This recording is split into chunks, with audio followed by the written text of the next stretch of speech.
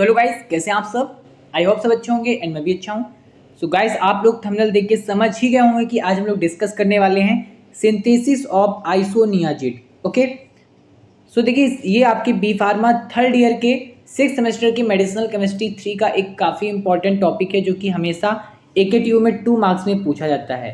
Other university में ये आपके 3 मार्क्स में भी पूछा जाता है और ये कभी कभी 5 मार्क्स में इसका पूरा पूछ लेते हैं। Structure, mode of action, okay, and uses, एडवर्क effect और इसका सिंथेसिस, सारी चीज़ें। तो सबसे पहले हम लोग डिस्कस करेंगे कि बेसिकली में आइसोनियाजिड होता क्या है, कौन सी ड्रग है, किस में यूज की जाती है, उसके एक तरीके से बारे में पहले देखेंगे, फिर सिंथेसिस देखेंगे। तो चलिए बेसिकली हम याद देख लेते हैं। सो आपकी जो आइसोनियाजिड है, ठीक है, ये बेसिकली आपकी first line anti tubercular drug है। मींस ये आपकी ट्यूबरकुलोसिस को ट्रीट करने के लिए यूज की जाती है। That why it is known as anti tubercular drug. Okay, and इसको डिनोट किया जाता है बेसिकली आई से।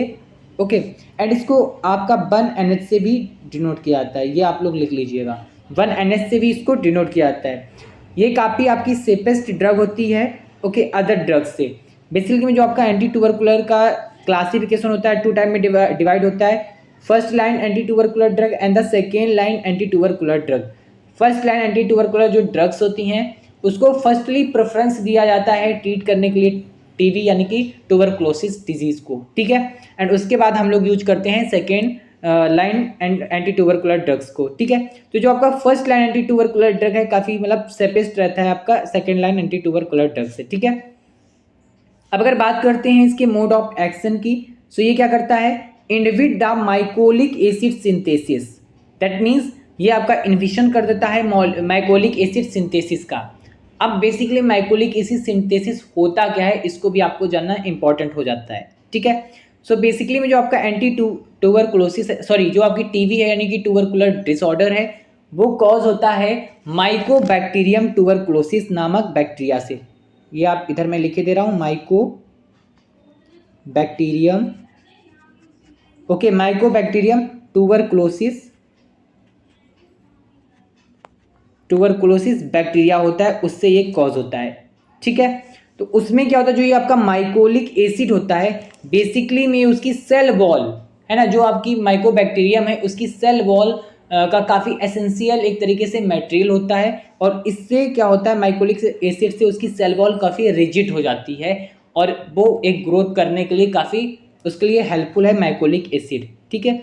तो बेसिकली में क्या होता है, ये जो ड्रग होती है ये cell wall sorry mycolic acid synthesis कर देती है, जिससे क्या होता है उसकी जो सेल वॉल होती है रैप्चर हो जाती है और उसके बाद उसकी ग्रोथ इनहिबिट हो जाती है, उसकी सेल वॉल सिंथेसिस हो जाती है। ओके, अब अगर बात करते हैं इसकी यूज की, तो ये जैसे कि हमने बात किया ये यूज होती है आपकी टीवी में। तो क्या है, use to treat tuberculosis, that is TB. Okay, ये आपकी पल्मोनरी ट्यूबरकुलोसिस में भी यूज होती है and also use to treat acute leukaemia. Okay, so इसमें इसका यूज है।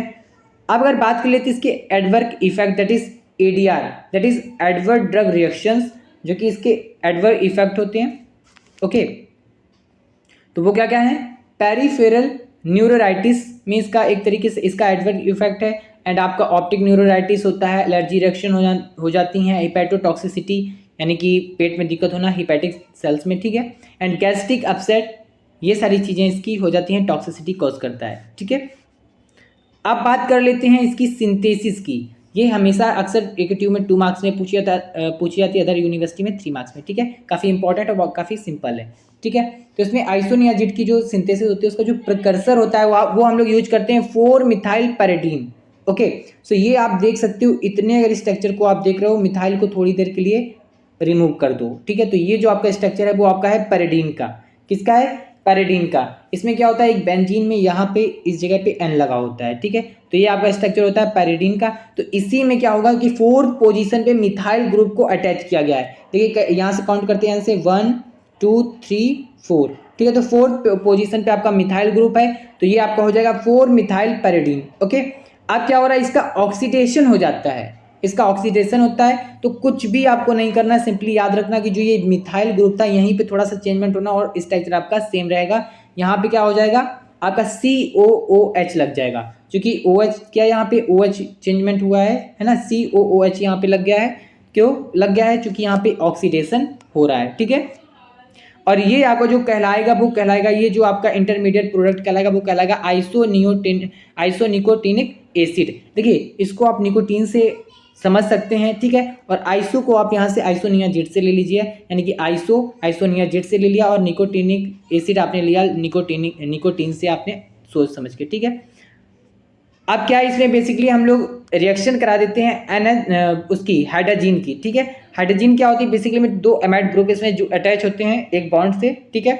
That is NH2 bond NH2, ठीक है, ये आपका रहता है। अब इसमें क्या है कि बेसिकली में इसमें भी कुछ भी आपका डिफरेंस नहीं, थोड़ा सा डिफरेंस है, वो भी आपका इसी जगह पे डिफरेंस आएगा। ये देखिए, ये यहाँ पे क्या हो रहा है कि एक जो आपका NH2 है ये, ठीक है, इससे आपका एक H आ रहा है, क्या आ रहा है?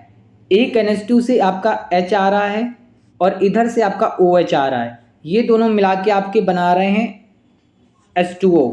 तो ये H2O यानी वाटर आपका निकल जा रहा है, ठीक है। और उसके बाद आपका यहाँ पे फॉर्म हो जा रहा है CONH एक ही आपका NH2 बचा, यहाँ लिख दिया। अब इससे एक H आपका निकल गया तो इसमें एक NH आपका बचा था, तो यहाँ पे आपका CO बचा था, ठीक है। तो CO एक यहाँ का NH और यहाँ पे NH2, तो ये आपका बन जाएगा एक बेंजीन पे पैरिडीन, तो ये आपका बन जाएगा आइसोनियाजिड, दैट इज 1 NH। अब यहाँ 1 NH क्यों लिखा है? क्योंकि ये वाला जो NH है ये यहाँ पे 1 है, ठीक है, तो इसलिए इसको 1 NH लिखा है। तो आई होगी आपको आज सिंथेसिस समझ में आई होगी।